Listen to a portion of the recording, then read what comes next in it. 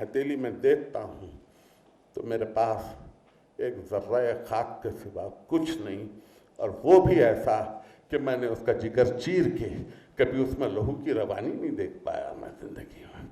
आज आपके लिए बड़ा रोशन दौर है। दुनिया सिमट के आ गई है। आइन रैंड एक पॉलिश राइट्रेस है, उसने तमसील कायम की है कि एक शख्स अगर 4 मील पैदल चल सकता है तो 16 घंटे में 64 मील पैदल चल सकता है। वक्त को इकाई मान लिया जाए तो आज अमेरिका सिर्फ 64 मील के फासले पर आ गया। दुनिया इतनी मुख्तसर हो गई है, इसलिए आज तालीम का दौर दौरा है। मैं ये अर्ज़ करके अपनी तकरीर को आखिरी मराहिल पर लाना चाहता हूँ कि उस्मानिया यूनिवर्सिटी ने हत्तल इम्कान तलबा को रोशनी दी, आज भी शायद दे रही हो। मीडियम बदल गया लेकिन असातिज़ा तो हैं, मगर 100 साल उसके गुजर गए। वो रौनक और आबोताब मुझे नज़र तो नहीं आ रही है। शायद मुझसे मेरी बीनाई छिन गई है, इसलिए मुझे नज़र नहीं आ रही है।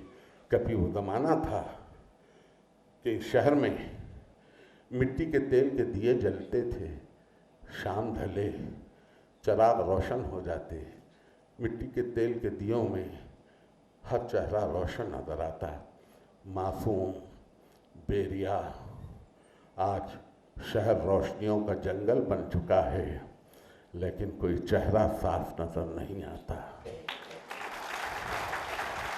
लोग कहते हैं कि शहर बेचेहरा हो गया है। मैं समझता हूँ कि मुझसे मेरी बीनाई छिन गई है, वरना आज भी रात की तारीकी हो तो मुझे हर शय साफ नज़र आती है, जैसे रात की तारीकी, जैसे आदम का गुनाह। अज़ीज़ान गिरामी, आज निसाब बढ़ गए, निसाब वसी हो गए। हर 15-20 साल में निसाब बदल जाते हैं, बदलना चाहिए। निसाब को तरतीब देने वाले दरअसल ये देखते हैं कि वो हाल में खड़े होकर मुस्तकबिल बीनी के ज़रिए मुस्तकबिल का जायज़ा लेते हैं कि इन बच्चों को अगला निसाब क्या होना चाहिए। वो निसाब जमा करते हैं। उर्दू के असातिज़ा यहाँ मौजूद होंगे। प्रोफेसर नसीमुद्दीन फरीस मेरे सामने हैं। मैं उनसे पूछना चाहूँ कि तहक़ीक़ के उसूल डॉक्टर काजी अब्दुल वदूद ने कायम तो किए थे। आज वो उर्दू के सुतूनों में से एक सुतून हैं काजी अब्दुल वदूद, लेकिन मैं पूछना चाहूँ कि क्या वो तरीक़े और वो बुनियादें जो उन्होंने कायम की थी, आज उस पर मुमकिन है कि कोई तहक़ीक़ मुकम्मल कर सके। दौर बदल गया, लुग़त के पाठ बदल गए, लुग़त वसी हो गई, वक्त के साथ साथ पैराए इज़हार बदल गया। जाहिर है कि उसमें भी तब्दीली इन्हीं असातिज़ा की वजह से आई है। मैं असातिज़ा को सलाम करता हूँ कि वो अगली नस्ल के मुहाफ़िज़ हैं। शुक्रिया, खुदा हाफ़िज़। चलाओ तीर जो बेहतर तेरे कमान में है, किसी की आँख में जादू तेरी ज़बान में है। ये थे अल्लामा फ़ारूक साहब, जो हैदराबाद में रस्मी तालीम के आगाज़ और इर्तिक़ा पर तारीख़ी, अदबी और मालूमाती गुफ्तगू फरमा रहे थे। हाज़रीन, अब आइए हम उस शख्सियत को दावत सुखन देते हैं जिसके कौल व फ़ेल में आजिज़ी व इनकिसारी है, मतानत व संजीदगी है, जिसके दिल में वालिदैन और मोहब्बत की दर्द है, जो हमारे सरपरस्त हैं, रहनुमा हैं, रोल मॉडल हैं, हमारे लिए तक़लीदी नमूना हैं, जो यक़ीन महकम अमल पैहम मोहब्बत फ़ातह आलम के मिस्दाक़ हैं। इस यूनिवर्सिटी के तलबा के लिए मुअल्लिम अव्वल हैं, जो हाकिम नहीं लेकिन दिलों पर हुकूमत करते हैं। मेरी मुराद हमारे हर दिल अज़ीज़ शेखुल जामिया मोहतरमुल मुक़ाम डॉक्टर मोहम्मद असलम परवेज़ साहब से है कि आप डाइस पर तशरीफ़ लाएँ और सदारती खुतबे से हमें नवाजें। सोने वालों को जगा दे शेर के एजाज से, खिरमने बातिल जला दे शोले आवाज़ से। जनाब असलम परवेज़ साहब। शुक्रिया। अस्सलाम वालेकुम। मोहतरम अल्लामा एजाज़ फ़र्रुख साहब,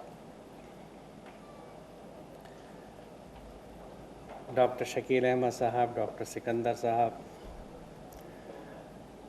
हमारी डीन साहिबा प्रोफेसर फ़ातिमा और head of the department Mahmood Siddiqui साहब, मेरे वो तमाम साथी जो तशरीफ़ फरमा हैं,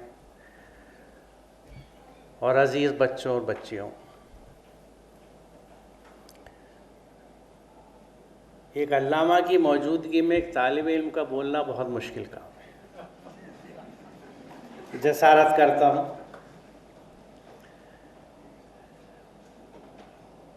हैदराबाद ने और हैदराबाद वालों ने जिस तरह से निसाबी तालीम और इदारों का क़याम का सिलसिला हैदराबाद में किया, तो उसको हैदराबाद तक महदूद नहीं रखा। वो बाहर भी गए, दिल्ली भी गए, और 1710 में, इसमें थोड़ा सा इख्तिलाफ है मौरख़ीन में, अल्लामा बेहतर जानते होंगे कि 1699, 1710 के 1701 मदरसा गाज़ीउद्दीन का क़याम किया। और मेरे लिए कितनी सआदत की बात है कि वो मदरसा गाज़ीउद्दीन अपने 300 साल के सफ़र में एंग्लो अरबिक स्कूल बना, जिसमें इस नाचीज़ ने तालिब इल्म की हैसियत से दाखिला लिया, और गोया उस वक्त से उस हैदराबाद की सरज़मीन से मेरा ताल्लुक़ कायम हुआ।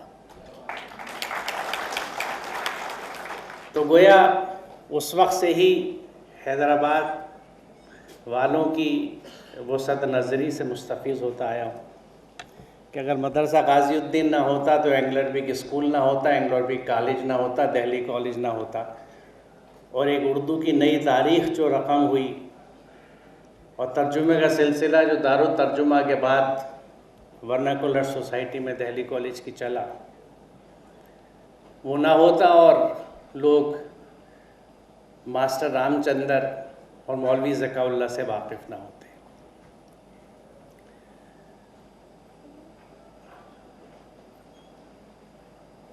मैं अल्लामा के तक़रीर के दौरान ये सोच रहा था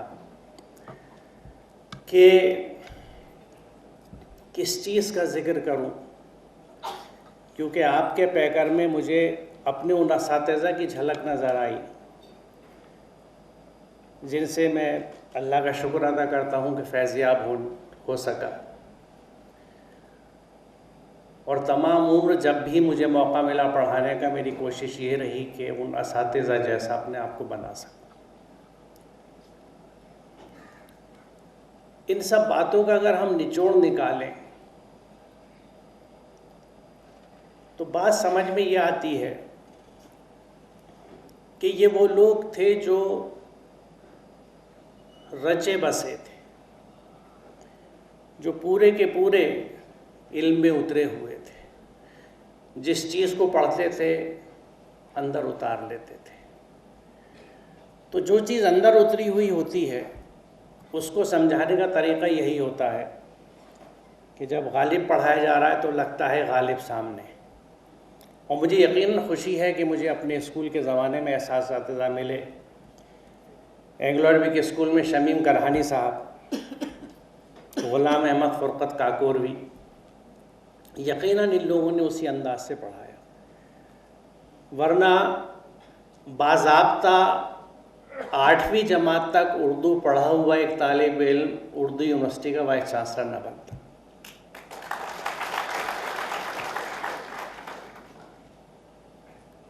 मैं अक्सर अपने तलबा से, यहाँ से भी और जहाँ मुझे मौका मिलता है, यही बात कहता हूँ कि हमारा आज का सबसे बड़ा अलमिया जिसकी शुरुआत अंग्रेज़ के दौर से हुई वो ये था कि तालीम को रोज़गार से जोड़ना। ये एक बहुत बड़ा हादसा था,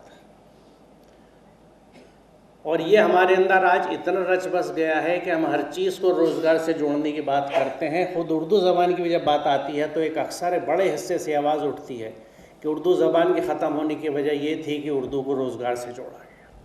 वजह ये नहीं थी। वजह ये थी कि हमने खुद उर्दू को अपने घर से निकाला था। उस्मानिया में उर्दू ज़बान में तदरीस का सिलसिला ख़त्म होने से पहले की भी एक तारीख़ थी, जिसकी वजह से ये चीज़ें वजूद में आई। अल्लाह का शुक्र है कि एक मौका फिर इस शहर में मिला है कि उर्दू यूनिवर्सिटी हमारे पास है। आज चैलेंजेस उस वक्त से ज़्यादा हैं, और अगर हमने अपने आप को उनके लिए तैयार नहीं किया तो मेरा दिल डरता है इससे आगे कुछ कहने के लिए। जैसा अल्लाह ने फरमाया, मैं आपसे शेयर करना चाहूँगा कि हमारी कोशिश यहाँ पे ये है कि हमारे बच्चे उर्दू मीडियम से आए हैं, उर्दू में पढ़ें, लेकिन उनकी अंग्रेज़ी पे तवज्जो दी जाए। इंग्लिश कम्युनिकेशन स्किल्स उनको पहले सेमेस्टर से सिखाई जाए। उसके लिए हम कोशा हैं, अपनी तैयारी भी कर रहे हैं, और मेरी ख्वाहिश ये है, पता नहीं कामयाब होऊंगा या नहीं, कि 6 सेमेस्टर का एग्ज़ाम हमारे सब तलबा अंग्रेज़ी में लिखें, ताकि आखिर इम्तिहान अपना अंग्रेज़ी में लिख के, यानी उनमें उस वक्त तक इतनी सलाहियत मौजूद हो कि अंग्रेज़ी ज़बान समझ सकें, लिख सकें और बोल सकें, ताकि बाहर जाके मार्केट में उनके लिए रोज़गार में भी परेशानी ना हो और वह महज मानू में ना रुकें, बल्कि अगली तालीम के लिए, अगली डिग्री के लिए हिंदुस्तान भर में फैली हुई यूनिवर्सिटियों में जाएं। लेकिन कहीं भी जाएं, हमें बुनियादी चीज़ जो यहाँ से सीखनी चाहिए वो ये है कि इल्म का हुसूल रोज़गार के लिए नहीं है।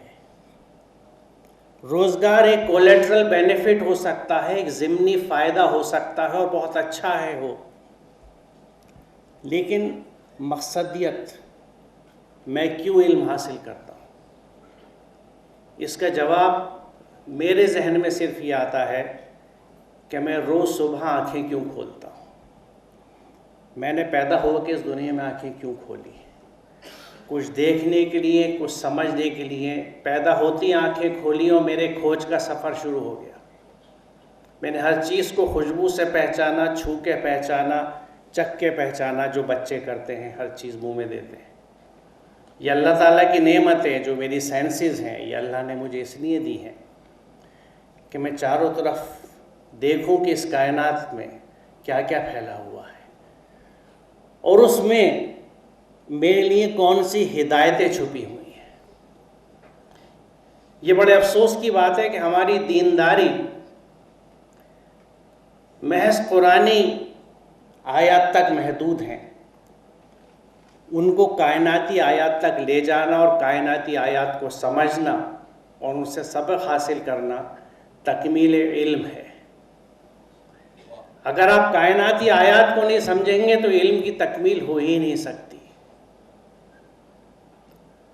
जब ये फरमाया गया कि या अय्युहल्लज़ीना आमनू उदखुलू फ़िस्सिल्म काफ़ा, तो इस्लाम में मुकम्मल दाखिल होने के लिए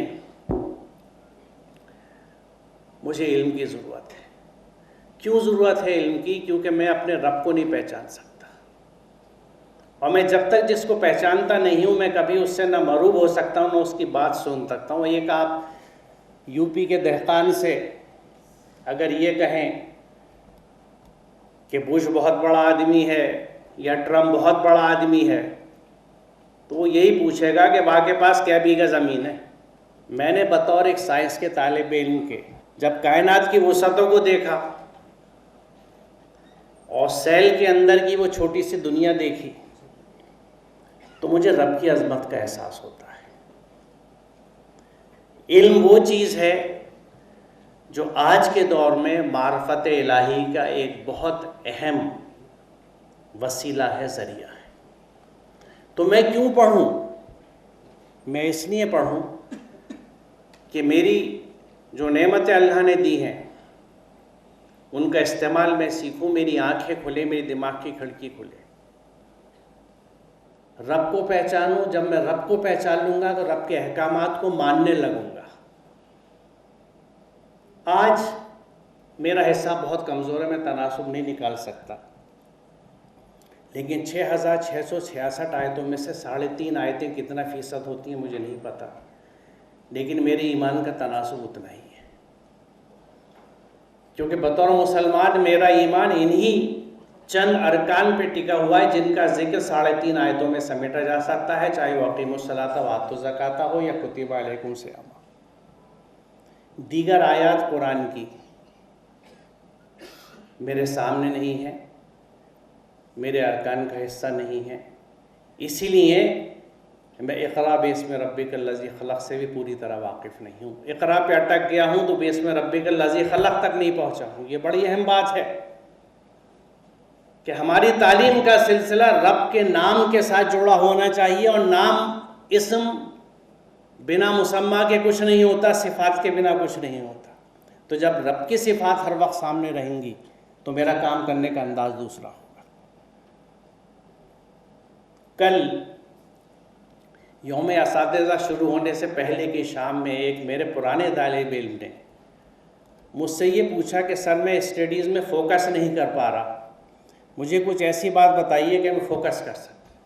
ये कल ही की ताज़ा बात बता रहा हूँ, यौम असातिज़ा शुरू नहीं हुआ था, उसके बाद से तो मेरे पास बहुत मैसेज आए हैं जिनको मैं अभी तक देख भी नहीं पाया। ये मेरे साथ मसला है, ताख़ीर हो जाती है क्योंकि लोड बहुत है, काम बहुत सारे। तो मैंने उससे ये कहा कि बेटा मैं जैसा समझता हूँ, और आप में से जो लोग मुझे सुनते आए हैं वो अब यकीनन ज़ेरे लम मुस्कुराएंगे कि मैं फिर सूरह नहल का जिक्र करने जा रहा हूँ। मैंने उसको वही बात लिखी कि इंसाफ करने का हुक्म अल्लाह की तरफ से है, तो तुम इंसाफ करो, do justice with whatever you do. तालिब इल्म हो तो हुसूल इल्म के साथ इंसाफ करो। इन्नल्लाह यामुरु बिल अदल, अदल करना है, और अदल हर जगह और हर मैदान में होता है, रिश्तों के साथ भी होता है, जिम्मेदारियों के साथ भी होता है।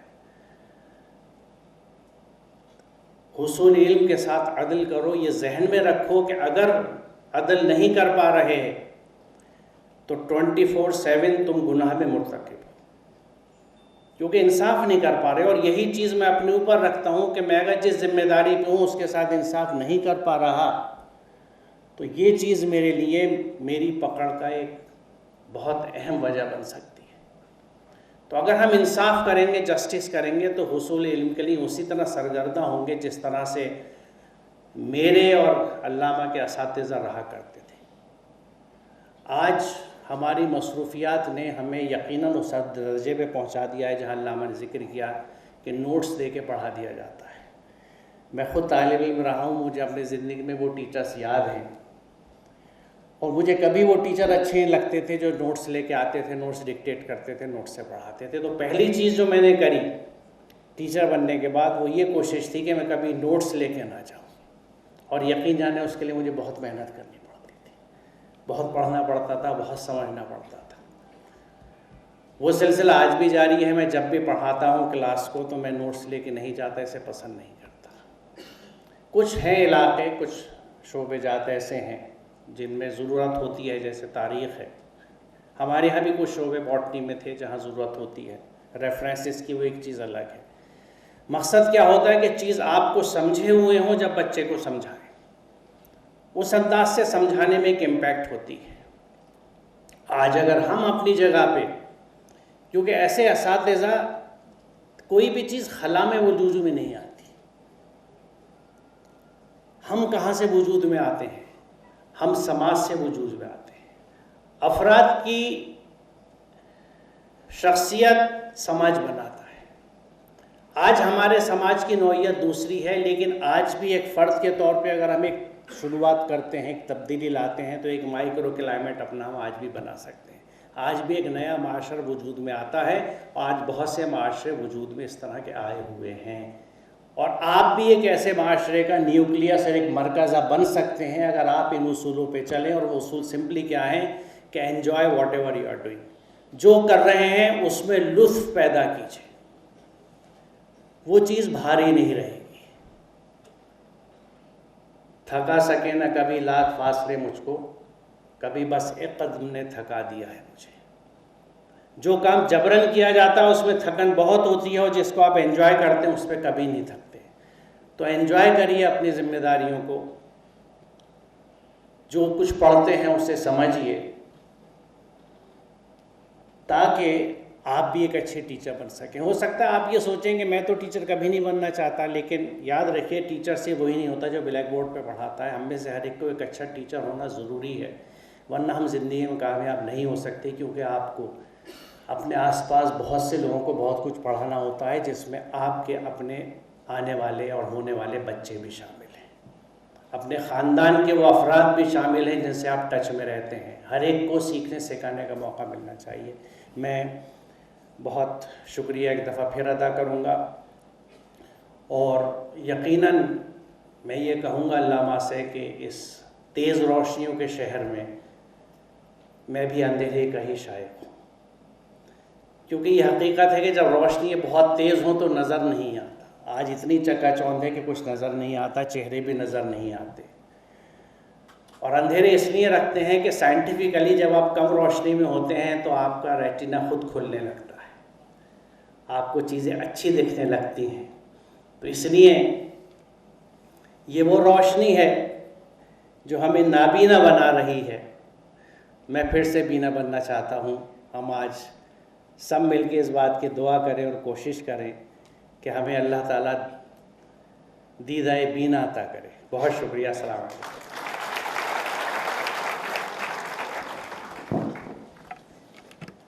हाज़रीन, अभी हम सदाकत खुतबा समाअत फरमा रहे थे। नाज़रीन, किसी भी तकरीब की कामयाबी व कामरानी एक मुश्तरका कोशिश दरकार करती है। अब मैं अपने हरदिल अज़ीज़ वाइस चांसलर साहब से अदबन गुजारिश करता हूँ कि मेहमान मुकर्रर को शाल पोशी करें। जनाब असलम परवेज़ साहब।